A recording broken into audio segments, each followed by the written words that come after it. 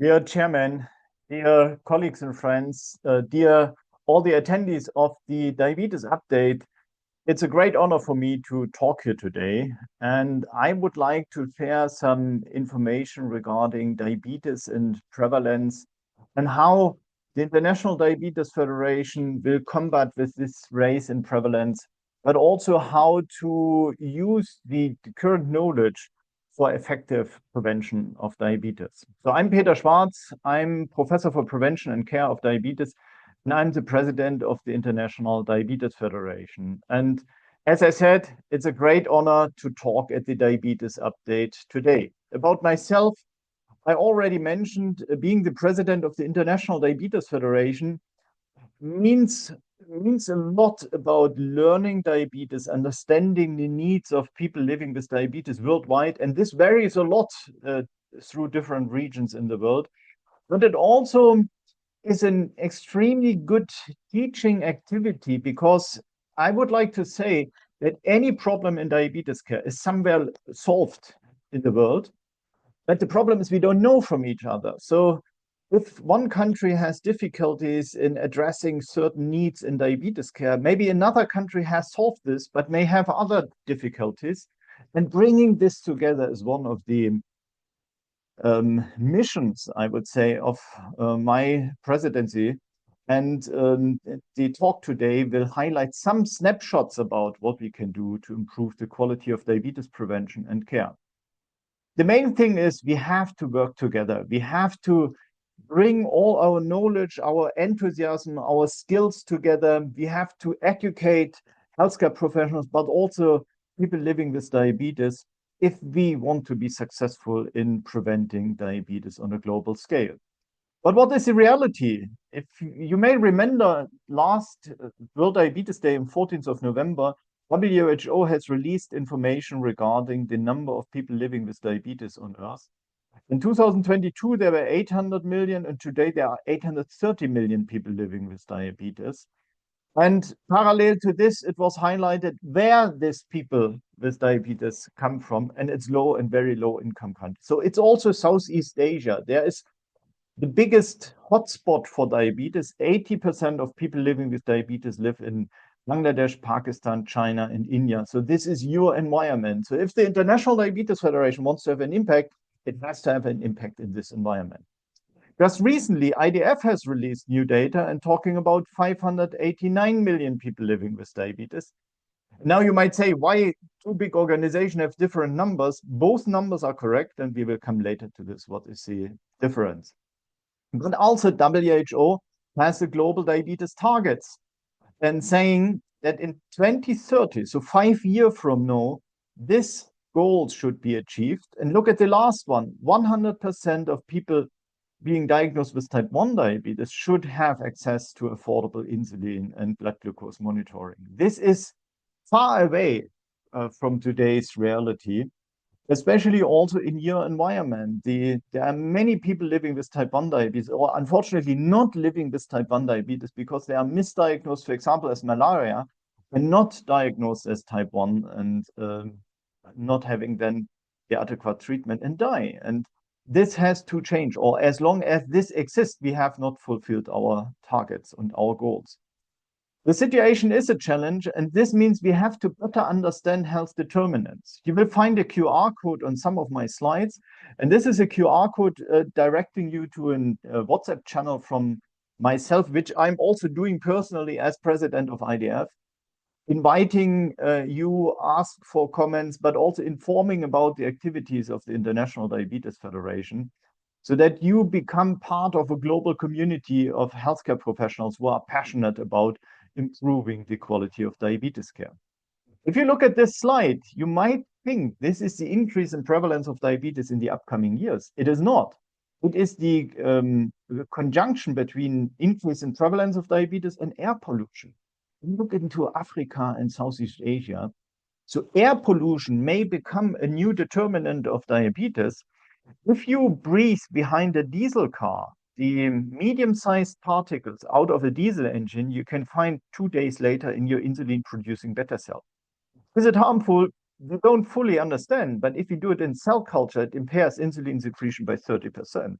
So air pollution may be a determinant or an unknown determinant for the increasing the prevalence of type 2 diabetes. So for me, this means prevention, prevention, and prevention again.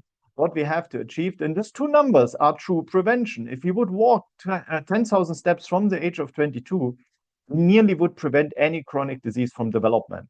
And it's actually getting better. If you have diabetes and you walk 1,000 steps more than you normally do, it doesn't matter how much you're walking. So you increase by 1,000 steps per day. It's about 600 meters. So it's not a lot. It lowers postprandial blood sugar by 1.5 millimole. This is twice as much as 1,000 milligram metformin are doing. So this is powerful anti-diabetology. And the reality, unfortunately, is what the average person in Europe is walking 2,700 steps. We are very, very lazy. And if I ask the other way around how many hours per day we are inactive, this is the answer. We are a lazy species, and we are built to make 36 to 39,000 steps a day. Our muscles, our body, our tendons, and our bones, and we are not using this potential anymore. And maybe this has to change. Maybe we are able to motivate our patients to change. Maybe we are able to motivate ourselves to change as well. But we are physicians, we are scientists. Pathophysiology is important. This is healthy. This is a young woman. The green arrows means she's eating something, high normal A1C, and the purple line is glucose. And if we're honest, we don't see anything. We don't see an up and down of glucose, and even if she's eating a lot of carbs. And this is someone who's very insulin sensitive. This lady, 26 years old, slim, she needs about 1% of the insulin the pancreas can produce to regulate blood sugar. She's very insulin sensitive compared to her father. It's truly her father, the 50% same genetic background. Actually, the father has a better A1C, but you immediately see at night, it's similar to the daughter, but on the day, if he's eating, there's an up and down of glucose. And the difference to the daughter is the father is very insulin resistant. He needs 80% of the insulin to regulate blood sugar. So this fluctuation, this up and down, we have learned by the availability of sensors, it becomes an determinant for morbidity and mortality of people living with type 2 diabetes. The problem is we don't find them. We cannot give a sensor for screening.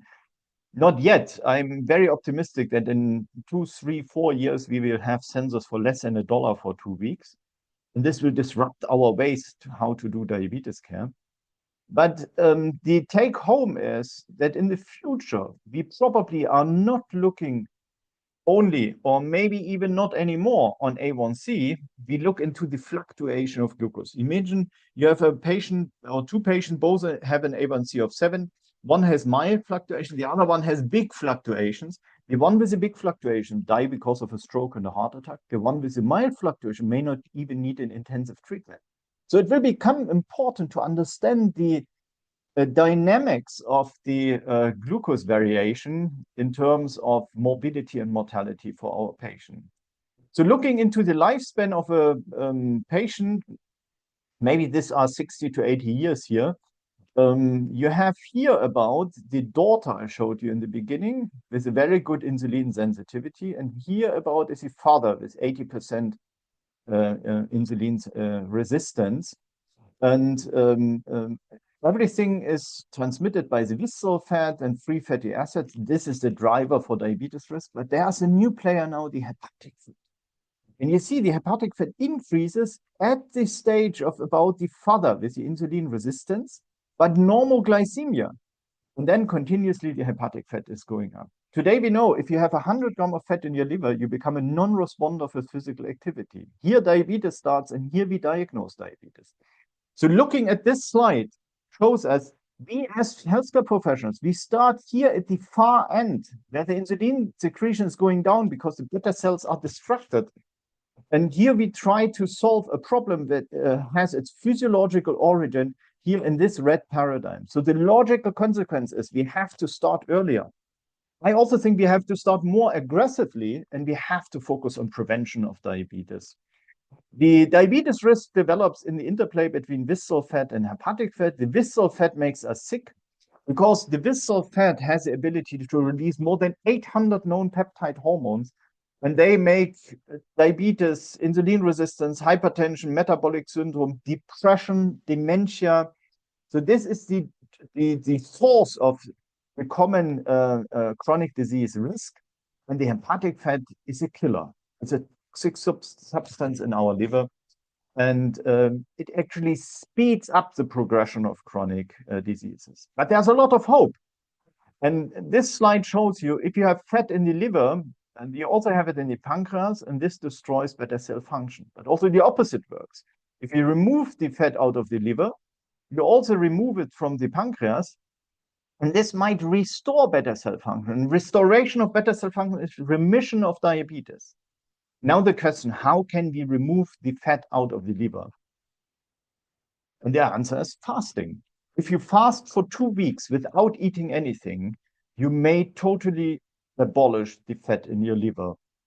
Studies show in 93 to 94% of the people do not have any liver fat anymore. And this is the fastest gain of health we can generate for our beta cell, but also for our human body. So yes, you understood it correctly. Not eating anything, no juice, no fruits, nothing for 2 weeks.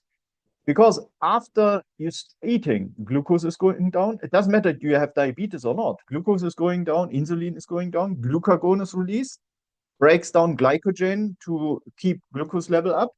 And this works for 3-4 days. Then the glycogen stores are empty. And then the same hormone, glucagon, can break down protein to make glucose out of it, or break down fat to make ketone bodies out of it. So if you fast and you lay in bed, the glucagon will break down protein to make glucose out of it. And this means breaking down muscles. This is bad. It increases cardiovascular risk. So the logical consequence is if you fast, you have to be physical active, because then the glucagon triggers the beta oxidation of fatty acids to break down fat to make ketone bodies out of it. And where is glucagon present? In the pancreas and in the liver. So these two organs, and they are the strong determinants for the diabetes development, are freed from fat in the first instance from day 5 onwards with the total fasting. And that's why we recommend 2 weeks, so that we have the 4 days preparation and then 10 days of total ketosis to break down the fat. But we also have to understand where it's coming from. And here you see 380,000 patient years on the slide, and it shows you if you drink one soft drink per day for 1 year, what it does with your diabetes risk. If you drink water, there's no increase in diabetes risk. Orange juice and Coca-Cola, it's about the same 40% increase per year. But Diet Coke or Coke Zero and makes 60%. How this can be that the Coke without sugar makes more diabetes than the Coke with sugar? And the answer are artificial sweetener, and they change the microbiome.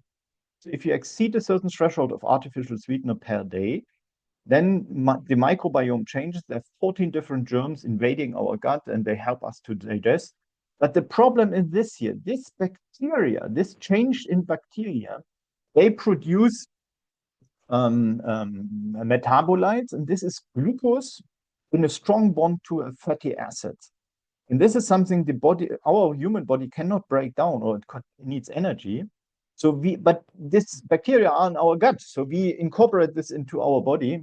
And because we cannot break it down, it gets stored. And where? In the liver. So this is NAFLD, MAFLD, NASH, and MASH. The problem is if you accumulate this metabolites in the liver, you become a non-responder to physical activity. So a little fat, 100 grams of fat in the liver makes you a non-responder to physical activity. And you walk 10,000 steps and it works only as 2,000 steps.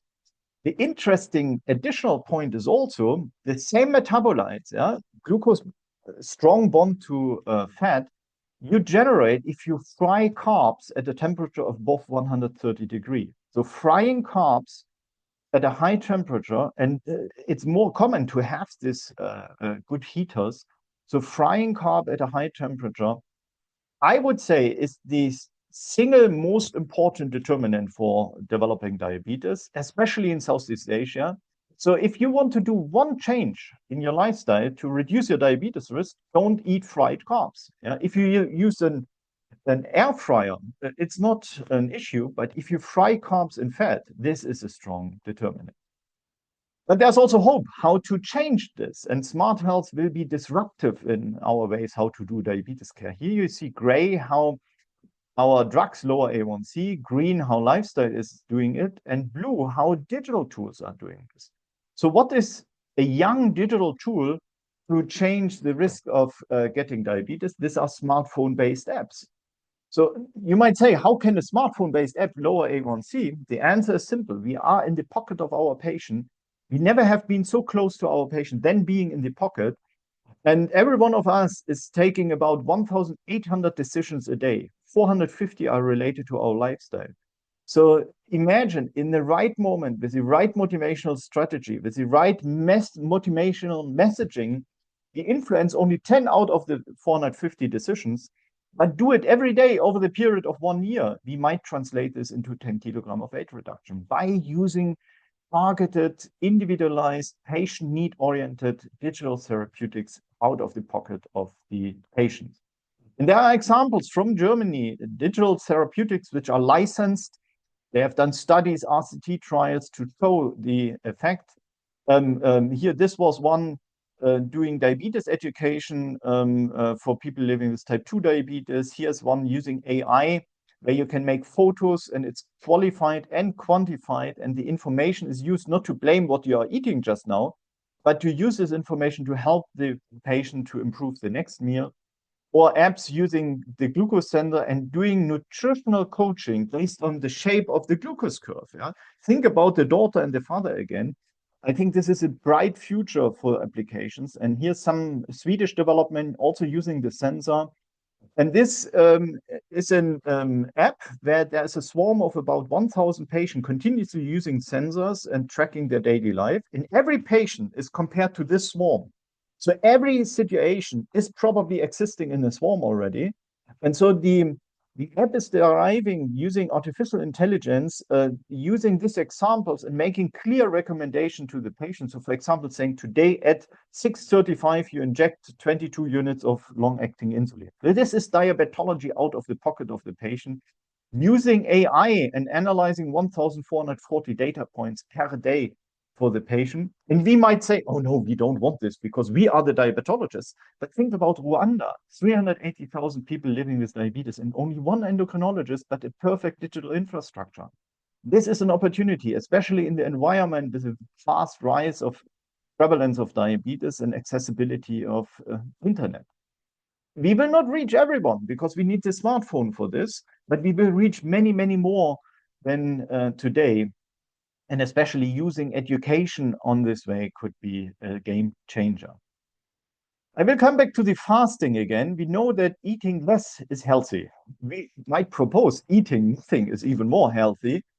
2 weeks water diet is a very fast health gain. It's about 12 to 20 years, you are metabolically younger afterwards. You lose a lot of weight. You gain also something. This is due to the retention of fluid. And it's a significant reduction of liver fat and a reset of the microbiome. And this is a fast gain of health for people living with diabetes. It might lead to remission of diabetes. And we would say in about 45% of type 2 diabetes patients, up to 10 years type 2 diabetes, they have a chance to gain a remission of diabetes by fasting. And here is an ambulatory glucose profile from someone after fasting, and the bold printed line is the average of glucose from 14 days after fasting. And can you remember the slide I showed you from the daughter? The curves looks very, very similar. And here's MRI spectroscopy before the fasting, and this is after the fasting. I jump back. This was before the fasting, and the cloudy stuff here is the fat in the liver, and this is gone 2 weeks later after the fasting. And the International Diabetes Federation, or I have initiated a group doing an assessment about all the fasting styles for type 2 diabetes. And this is the recommendation for the water diet. It's a proposal in the moment, and the guideline will come out in a little bit more than 1 year now. This is maybe metabolically what can be achieved by fasting. And I think this is a very clear opportunity for people living with diabetes, living with type 2 diabetes all over the world. The fasting group will address 19 different styles of fasting. It's led by Mohamed Hassanain and Daniela Koppold. And this will be a game changer, I think, in our approaches, also how to prevent diabetes and how to lead to a remission of diabetes for people living with diabetes. But there are also other groups I have initiated as president. Prevention of obesity and diabetes in adolescents, Ina's childhood, they just have released a public health prevention program, which will be published very soon and then distributed to anyone who wants to use it and implement this in the environment, in the state as a public health activity. There's also a group working with type 5 diabetes. Yes, type 5 diabetes.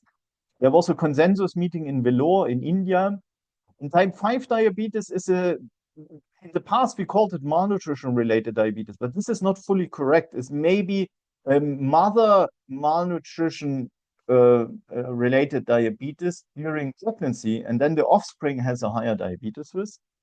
And there are about 34 million people living with type 5 diabetes in Southeast Asia. And this group will define the disease, will give a guideline how to diagnose and how to treat and prevent type 5 diabetes over the next 2 years. And the guideline will come up in about 2 years. There's also a group working with artificial intelligence and diabetes. Dr. Amit Day is leading this. This is a very active group addressing what is needed to use AI in our hands to improve the quality of care we deliver to our patients. You may remember at the beginning, I highlighted the different numbers of people living with diabetes in the world. And there's the Diabetes Atlas from IDF, and there's the WHO numbers. And the difference, I jump back, in diagnosing diabetes is IDF mainly looks into OGTT and WHO mainly in FPG, also fasting glucose, and HbA1c. And this is not a problem in Europe or North America because it overlaps a lot. But in Southeast Asia, you have it's not overlapping, and the diagnostic criteria are spreading from each other. And this makes the difference in numbers. So we will work on this to harmonize the standards of diagnosing diabetes worldwide. Finally, why is the International Diabetes Federation so important? We need a powerful voice for us as healthcare professionals, but mainly, I would say, for people living with diabetes, because this is the target. This is where we deliver diabetes care. This is where we touch the life and the heart of our patients. And I truly believe that every person living with diabetes has the same right for the same quality of treatment, diagnostic criteria, and the same accessibility and availability of preventive and diabetes care. We are still far away from this. There's a long way to go, and we need a lot of actions to achieve this goal. And as president, I have 3 goals. I want to be in the diary or the brain of every health politician in the world, in the pocket of every patient, and in the heart of every healthcare professional. How to reach this? For the brain, we will develop a global diabetes index asking 100,000 healthcare professionals and 100,000 patients every year about their perception of the quality of diabetes care, translate this in an index and feed it back to the politicians. And this might motivate them if they see that the neighboring country has a better quality of diabetes care than their own country, to do something to improve the quality of care. And maybe they ignore it, but next year we do it again. And then they say the neighbor has improved. And then people might ask the Minister of Health, why have you not done anything last year already? And this builds a momentum for change. Secondly, in the pocket of every patient, you can understand using digital gateways, digital delivery channels to provide free, accessible diabetes education for patients. So for the people living with diabetes in Congo who do not have enough money to go to a pharmacist or a physician, but they can get diabetes education for free and out of the pocket of the patient. And finally, in the heart of every one of us, We started the Diabetes Fellowship Program from the International Diabetes Federation.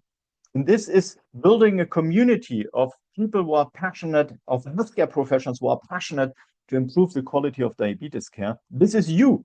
And so you are warmly invited to become fellow of the International Diabetes Federation. Yes, it costs a little bit, but in return, you get all the evidence-based professional education from the IDF School of Diabetes for free. So again, think about someone in the community health center. He sees more and more diabetes patients coming, but he has not enough money or time to attend the congresses.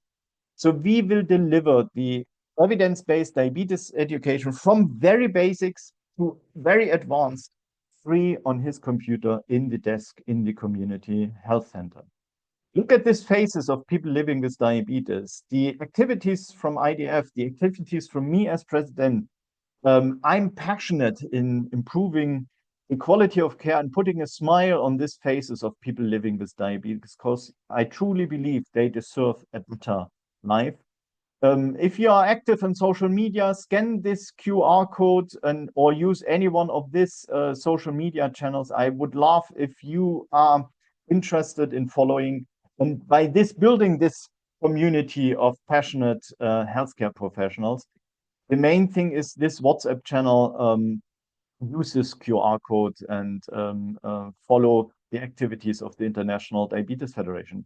All the aspects also related to the fellowship program, to the membership program, and so on, you will find on this channel. Finally, let's use all our enthusiasm, our passion, our ideas, our controversies, but let's work together to help our people living with diabetes to prevent the disease and walk away from diabetes.